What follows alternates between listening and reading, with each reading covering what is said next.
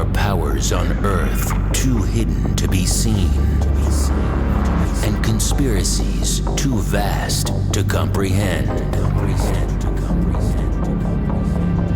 For years, the world has seen fact distorted, reality manipulated, and the truth concealed. Join the Pierre Sebac podcast to uncover the real meanings behind ancient aliens and their symbolism.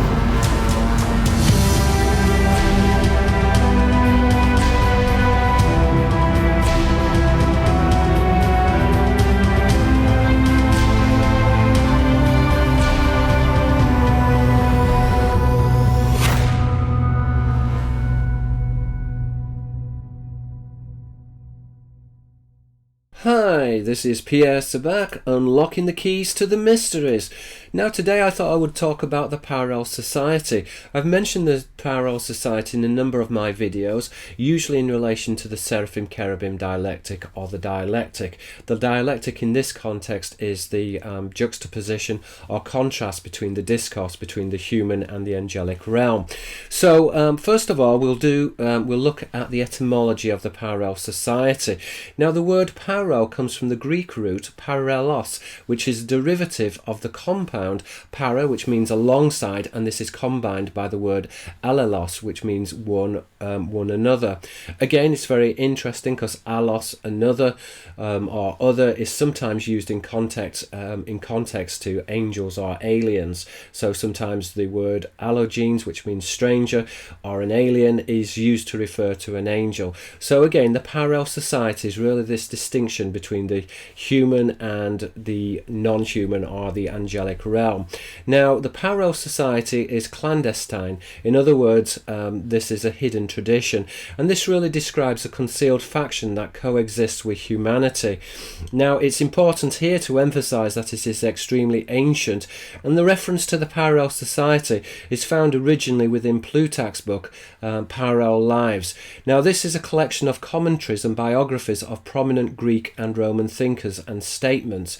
Now, it's interesting to look into the Parallel Lives, because although ostensibly it's looking at the parallel between Greek and Roman statesmen and the influence of Greek and Hellene and the classical tradition upon the Roman teaching and the Roman mystery schools, underneath this, the Parallel Lives, is this subtext, and the subtext is the parallel lives of the deities, of the origins between the gods and the humanities, and how they actually interact together. So in other words, Plutarch's Parallel Lives is based upon a codified discourse. Now, in essence, the classical author chronicles the lives of important mortals and demigods, and this really is a power structure which describes the exopolitical basis of heaven and earth and this correspondence between the two. Now, Plutarch's allusion to the Parallel Society is based upon a much older tradition, and this tradition originates from Egypt. And it's useful here to have a look at what the Hermetical text says about the Parallel Society. And we can find allusion to the Parallel Society within the Hermetical writings of Trismegistus in his discourse with Asclepius. Now, Asclepius wrote the following about the Parallel Society. He said, "Do you know, Asclepius, that Egypt is an image of heaven? Or, to speak more exactly, in Egypt all the operations of the powers which rule and work in heaven have been transferred to earth below." So in other words, the structure of the earth and the power structure and the basis of this power structure is ordered in a way which is found within heaven, in the same way that the gods have a hierarchy and they arrange their power structures. So this is very important to emphasize. So repeated within the earlier Hermetical tradition, the earth is a mirror image of heaven, and its political machinations are very much assigned to the principalities. The principalities are the archons or the rulers within the Greek and the Apocrypha traditions. Now, as I've said before in many of my videos, this correspondence or relationship between the gods and humanity, and in particular the Parallel Society, is an open secret. So this has been known about for thousands of years, and it has been codified. Now, the parallel society appertains to a divine jurisdiction, and this divine jurisdiction is a bi-parliamentary system of government representing heaven and earth. Now, in nature, it is dual, and again, we find this type of symbolism within duplex symbolism, which I've talked about within my videos. So within duplex symbolism, you have the reversal of ideas, or the pairing of ideas.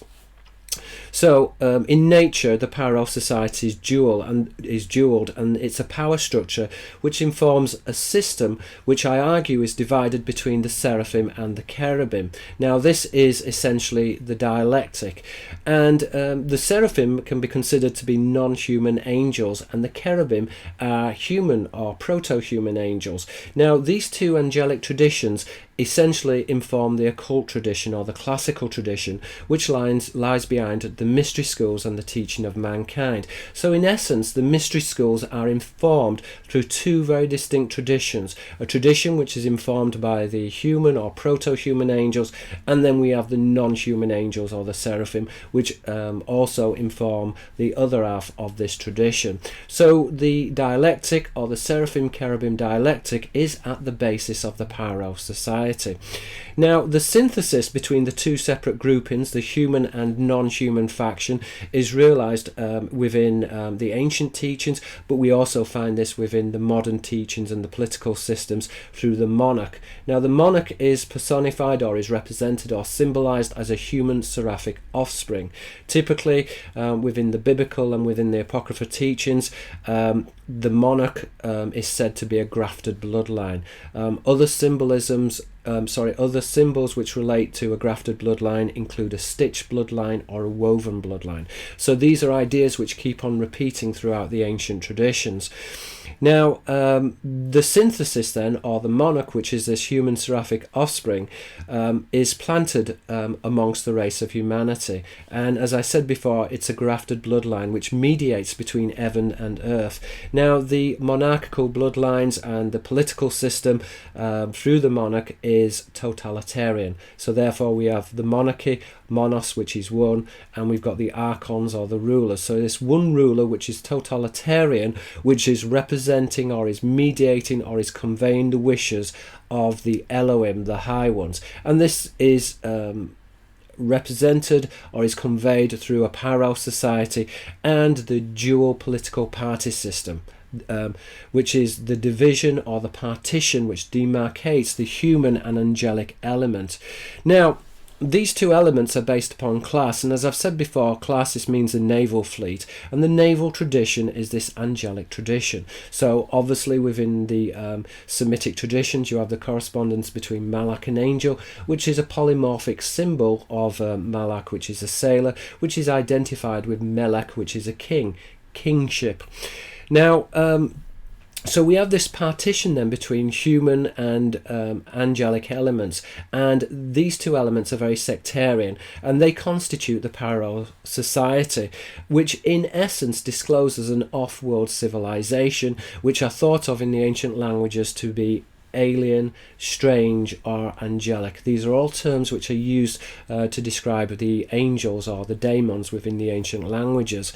Now, in many respects, the parallel society can be construed to be an executive branch, and this branch resides within human culture. In other words, it informs human culture. It is the basis, or the essence behind human culture, and again, it controls and manipulates language through symbolism. And I talk about this in my lecture about the artifact. The artifact is this alien code which runs throughout language and symbolisms. Now, the parallel society, therefore, is compartmentalized, and this really describes the division between angels and men, and it is influenced through the political, religious, and social institutions of state. Now, these institutions of state are therefore they are therefore built upon a dichotomy between angels and men. And I'm going to go over and look at some of the symbols of the parallel society and how this interacts with different levels. So to begin with, we can say that the parallel society is very much concealed behind the secret society network. These are covert fraternities which guard both the cherubim knowledge, which, as I said before, was the proto-human division of knowledge, and also the seraphim, which is this non-human angelic group. Now, both of these are sources of learning which are traced back into antiquity. So this is very ancient. So within the mystery schools and within Freemasonry and within all of the mystery schools, the knowledge is always compartmentalized between human and non-human angels, which are the basis or the source of the occult tradition. Now, as I've said before, this is also a classified tradition. Classis is a naval fleet and therefore suggests the angelic tradition. So anything which is classical or classified relates to the naval tradition. The naval tradition is an idiom used to describe the angelic tradition, that which is alien or strange. Now, the classified tradition, therefore, is behind the seraphim-kerubim divide and is very much encoded within the seraphim-kerubim divide. And we can see that it's also described throughout all stations of society, and it's linked politically and economically to the denominations of the priesthood and their affiliated rulers. Now, also, we've got the basis of the parallel society encoded within the political system as well. So we have the upper and the lower house. The upper house represents the Elohim, the high ones, and again, the mediator is the monarch, the one ruler, which we would describe as highness. Highness is a reference to the Elohim, the high ones. And so therefore we have the angelic and the human power structure, which is bipartisan, and this originates from the seraphim-kerubim dialectic. Again, we can say that within the Judaic traditions we have Shilton, which is government, which relates to the sultan. Again, sultan, tan or tanim, which is a dragon, saluta, which is to rule. So we've got Shilton, which is government, we've got sultan, and the political system is partitioned. And this relates to the fallen angels, the adversary, Satan, because this is a dual political system which represents both the human elements and the non-human elements. And it's very interesting because within the Semitic traditions, Satan originally, certainly within the Bible and in the Book of Kings, the word Satan not only denotes the angel, but it also can refer to a political party or an adversary. So one's adversary could be described as a Satan, or a political adversary could be described as a Satan, and this is found within the political system. Now, going on from the political system of the upper and the lower house, which was found both within Greek society, within the Semitic traditions, and also within modern democracies, we also find this division within the high and civil courts. Again, the high courts would represent this angelic order. Now, this operates both as a separate and interrelated entities.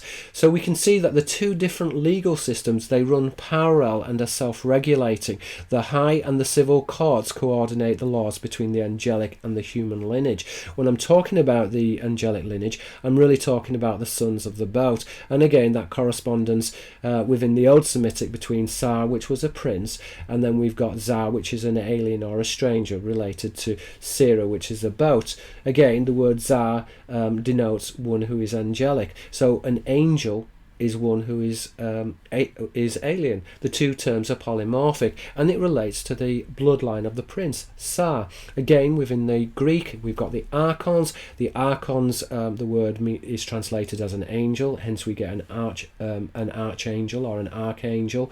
But the archangels, again, there is this relationship to the archon, which is a ruler, and this would be an earthly ruler or an earthly principalities, which were ministers or emissaries of heaven and earth. And we see the reflection of heaven and earth within the political and also within the legal system. So in essence, we can say that the high and the civil courts, they're they coordinate the laws between the angelic and the human lineage. And this really is a bifurcated authority.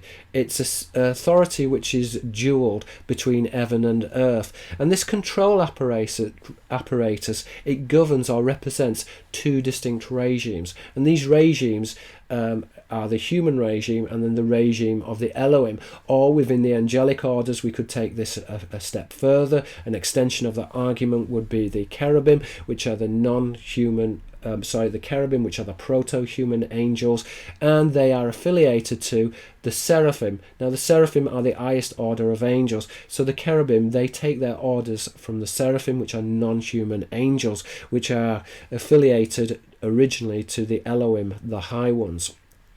Now also we find within religion as well this neat partition between the different groups of the human and the non-human angels, and this is also found within the inner mysteries as well. So therefore we have the inner and the outer mysteries. The inner mysteries is a secret tradition which is expressed through the outer mysteries. Now the inner and the outer mysteries describe respectively the codified teachings which are behind the Elohim, behind the gods, and they're contrasted with the literal interpretation of Scripture. So obviously within the Bible you have a literal interpretation of the Bible, but this really is a codified discourse, and it's a codified discourse which is based upon etymological encryption, numerical encryptions, astrology, and this is really codifying a secret discourse about the gods. So the gods do exist, but the way in which it's expressed is that it is codified. Now this is an edited or a redacted tradition, and the religious discourse within the inner teachings, it enunciates what is essentially the scatological tradition. And the scatological tradition describes angelic vessels or ships which are attributed to emissaries, and these emissaries are therefore identified with boats. And as I've said before, this is a classified tradition, classis, which is a naval fleet. So the scatological tradition is a redacted tradition. It's found within the Scriptures, but it is codified and it is kept secret. Now the scatological tradition is really the basis of human civilization and development, and it also lies at the basis of religion as well. And so we find inferences of the scatological tradition within religious exegesis and within religious discourse. Now following on from religion, we have class. Now class is really the division between those of the boat, the sons of the boats, the Ben Sira, Malach an angel, Malach a sailor, those who are born of a boat, and then the human or the Adamic elements. So we really have the division between the upper and the lower classes.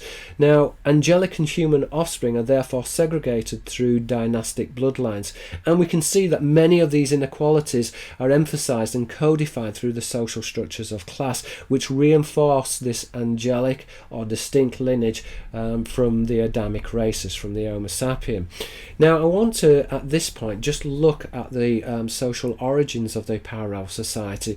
As I mentioned in the introduction that this originated from Plutarch, but I want to just go into some of the ideas about the classical traditions and the classical ideas around the Parallel Society. Now, as we can say that evidence from the classical record indicates that the divisions of the Parallel Society, that there were real divisions within the Parallel Society, and that elements within the Parallel Society wished to be independent from the rule of the Elohim.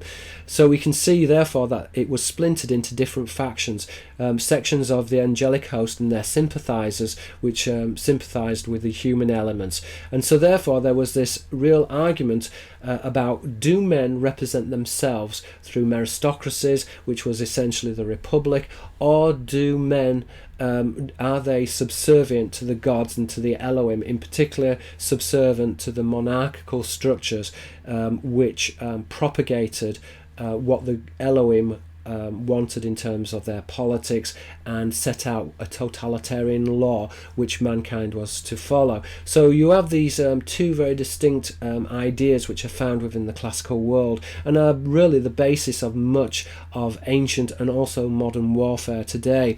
So there is therefore this, if you like, this struggle, and this struggle is based upon class. Whether one is born from a boat, whether one is angelic or royal, or whether one is common. Again, the Latin word common denotes hair, and hair is used as a mammal signifier to represent mankind. Now, obviously, within a modern argument of, let's say, the fragmentation within the parallel society would be the breakaway civilization, which is propounded by the author Richard Dolan. Now, the breakaway civilization talks about this idea that it's a very recent development, and that the breakaway civilization somehow broke away from the political structure and the oversights of the political structure, and is this secret military this military organization. Now, the breakaway civilization is very ancient, but it really goes back to the parallel society. So this is an open secret, and this has been known about for a long time. Now, we can see that there are further clues to the polemic and its connection to the parallel society, and we see that this is very much found within the different elements and the split between the Elohim and the human alliances, and this is alluded to archaically within what I refer to as the paradoxical tradition, which is really an extension of the parallel society. Now, we can see also that it's found within the civil and the political basis for class and the division between class, and these parties concern the argument, as I mentioned before, between self-regulation through meristocracies and democracies for humanity, or whether humanity would be subservient to the Elohim. And this therefore is based upon the distribution of power between human elements and also angelic elements, or the Elohim, the high ones, which we would describe in today's parlance as aliens. So the basis of the fracture within the parallel society we find certainly within antiquity, and this dates back at least from Plato and his Republic, but we can also see that further ideas are certainly developed later by the author Zeno of Citium. And it's very interesting because the word Zeno itself is a wordplay on xenos, which is a stranger, foreigner, or an alien, and the terminology is connected to an angel, because in the Greek traditions and within the Bible also, a stranger, or one who is alien or foreign, could be an angel, and that was used as a codification to describe an angel. So again, Zeno of Citium and his proposal for human elements to realize the Republic and to regulate themselves is based upon this angelic tradition. Now, I would suggest to you that Zeno would therefore be a cherubim, and so his lineage would have descended from the cherubim's lineage. Now, in the ancient world, Zeno was considered to be a radical, and he was a big player within the classical tradition because he was the founder of Stoicism, and he posited that the common man should be permitted into government and allowed into positions of power, including the head of state. So in other words, the archons are the rulers, and this was based upon the bloodline of an angelic bloodline, which was propagated generationally. That instead of this, that he was arguing that the best man should be suited for the job. In other words, that Greek civilization should be based upon a meristocracy, and that if the common man had the intellectual prowess and he had the abilities, then he should be allowed into the political structure. So in other words, it shouldn't just be regulated through class, but it should be regulated through meristocracy. Now, Zeno's point of view was very much revolutionary, and it's a complete departure from the monarchical structure which was advocated by the Athenian society, and it really is a major reappraisal of the parallel society. It was basically advocating independence, or that mankind should or society in general should have a greater say in terms of how they govern themselves. Now, in this paradigm, Zeno's Republic is modelled upon a meristocracy, and it's a fundamental perspective, and it's one which questioned the role of his king and the divine right to rule. As I said before, the king is one who is born from above, kingship. So this questioned this structure. In other words, the king's ability or the king's necessity to rule through bloodline. Now, it was very much ideologically it's ideological in its basis, and it really is centered on the opinions of who governs the earth, humans versus angels. And it's really, when we look at the parallel society and the ongoing struggle between the different elements, this is an ongoing debate which is behind practically every war which has been fought on the planet within the modern times. And this is an occult history. It's one which is hidden. It's one which is classified. Okay, thank you very much. That is basically a little summary about the parallel society, how the parallel society interfaces politically, legally, religiously, how it informs the basis of class, and also the origins of the parallel society and the divisions within the parallel society, such as Plato's Republic and later Zeno's Republic as well. Well, thank you very much. Let's try and make this a better world. If you have enjoyed this video, then please subscribe. Also, please give me a thumbs up as well. Thank you for listening. If you've got any comments, then please feel free to leave them. Thank you. This is P.S. Sabak. Let's make this a better world. Thank you.